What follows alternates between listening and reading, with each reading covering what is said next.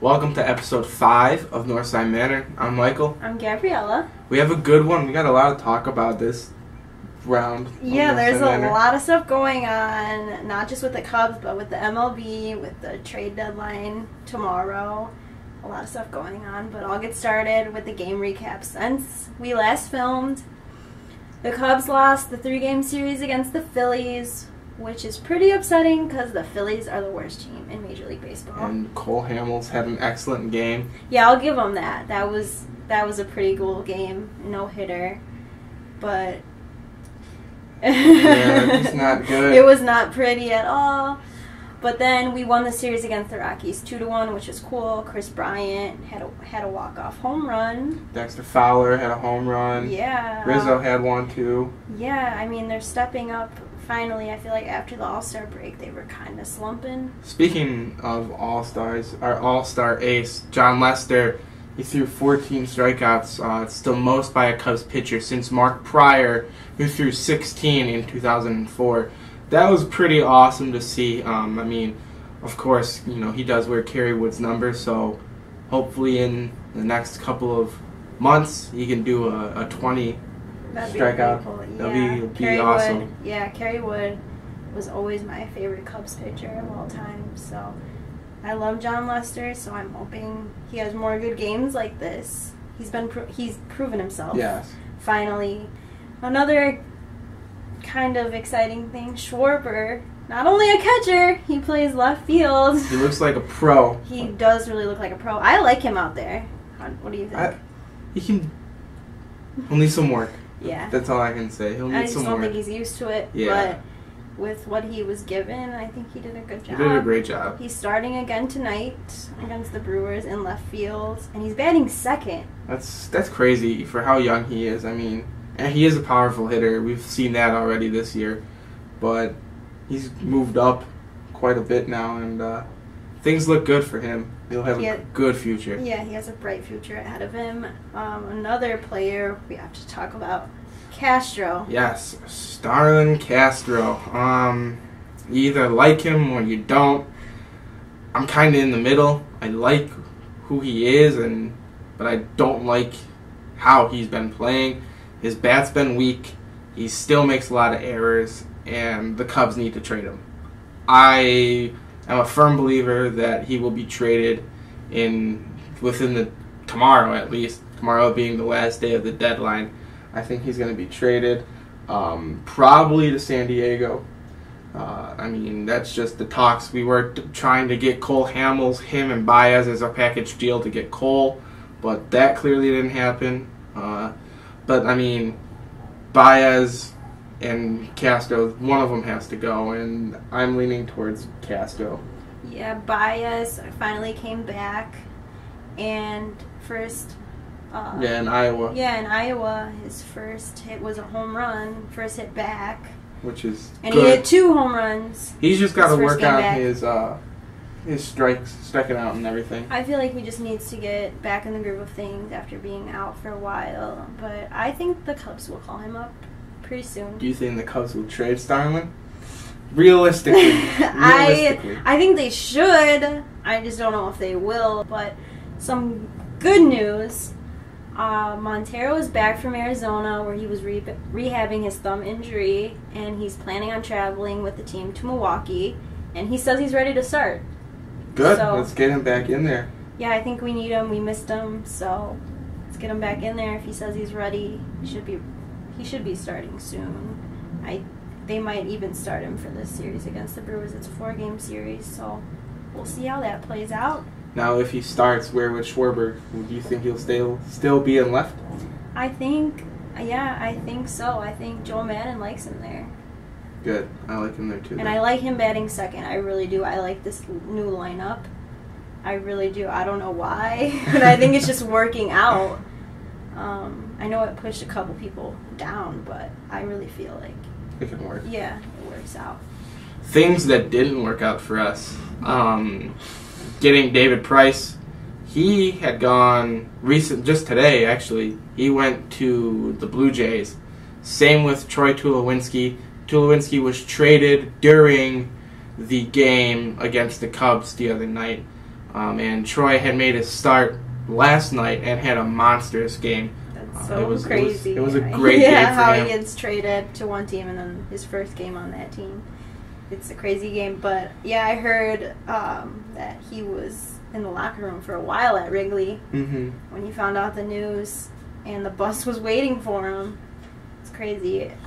You just never know that your time is coming, like to go to another team or what could happen. And of course, the Cubs didn't land Cole Hamels as we all thought that Cole would be here. Cole went to the Rangers, so hopefully we can get James Shields. I mean, he's the only real big-name pitcher that's left out there on the market right now, and he's in San Diego. So maybe Castro does go. We'll see. But we got some games coming up this weekend. We do. It's a 4-game series against the Brewers. I mean, there's a lot to look forward to. Hopefully Miggy's back. Maybe Castro's last game. I know I keep bringing up Castro, but it's what's important right now is him and his status with the Cubs. Chris Bryant, hopefully he'll have another game. Arrieta is starting tonight, so hopefully he wins. He's been really hot lately, so hopefully he keeps up the good work. I think it'll be a good series. Yeah. So this week, Gabriella and I were sitting and talking about a way that we can keep you fans entertained. We truly do appreciate all your support, but we feel that we need to throw in new segments here and there to keep things flowing for you guys. And this week we've came up with a new segment. It's called Beyond the Ivy, and it's a fan segment where we interview a Cubs fan, ask them a few questions, get their take on the season, how some players are doing, what their outlook is for postseason, and right now the big thing is trade deadline. So here you guys are. It's the first ever segment of Beyond the Ivy. Enjoy. I'm here with my dad, Jose Garcia, a loyal Cubs fan. So how do you think the team is doing so far, and how can they improve? Well, I think they're doing good. A lot of people expected a lot of things quickly, but they're a young team. But they're growing. They're learning, especially with all the young players on the team. But I think they're doing okay. And who would you say is the MVP of the team right now? Right now, I would definitely say Anthony Rizzo.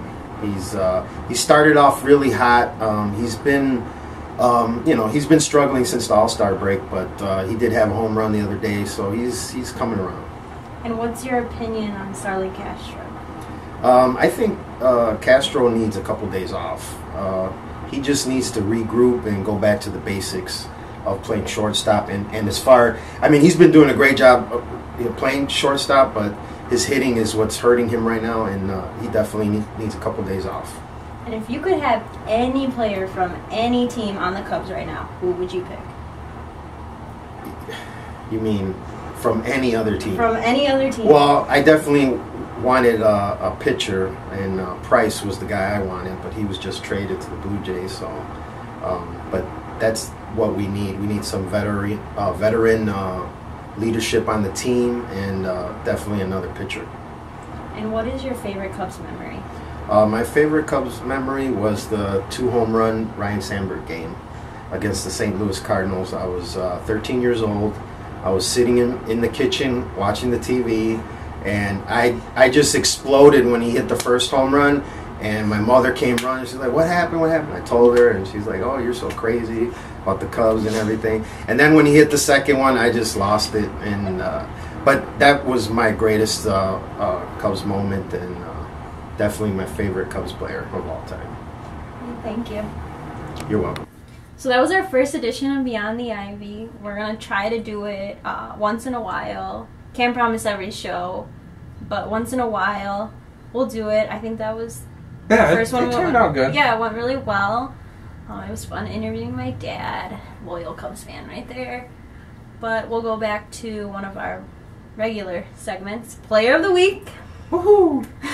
So, do you have any guesses? There's a couple people in mind. There's one that I have in mind, and I really hope it's him. But there could be a couple others. All right, drum roll. Dexter Fowler. Was that your guess? No, I was thinking John Lester.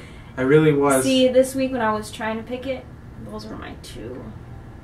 I was, I feel like Fowler just kind of had a better week. Lester had a good game. Yeah, I'll give him that. But Dexter Fowler has been not performing well, and then he finally started performing. Yeah. I feel like he did the best the last series. He had a great series against the Rockies. Yeah, on Wednesday he led off the bottom of the first with a home run, his 10th of the year. He's batting .361 with 2 home runs over the last 10 games, so we That's gotta awesome. give him that. Yeah. Keep up the good work, Dexter, and just keep doing you. And then, so that's episode 5 for you guys. We hope you enjoyed the new segment, Behind the Ivy, all the trade talks, things like that. Next week, we have a surprise for you guys. No, it's not a prize. Just a different way of us giving you guys Northside Manor, so to say. Yeah, so make sure you watch out for episode 6. It's On Friday. On Friday, yeah. Our last 2 have been on Thursday just because of scheduling conflicts. But we will be back to Fridays starting next week. Yes. So, but you can get all that info on our Facebook and Twitter, so make sure you like us and follow us. But yeah, next show will be really exciting, so make sure you look out for that. And as always, give us feedback, any questions you may have.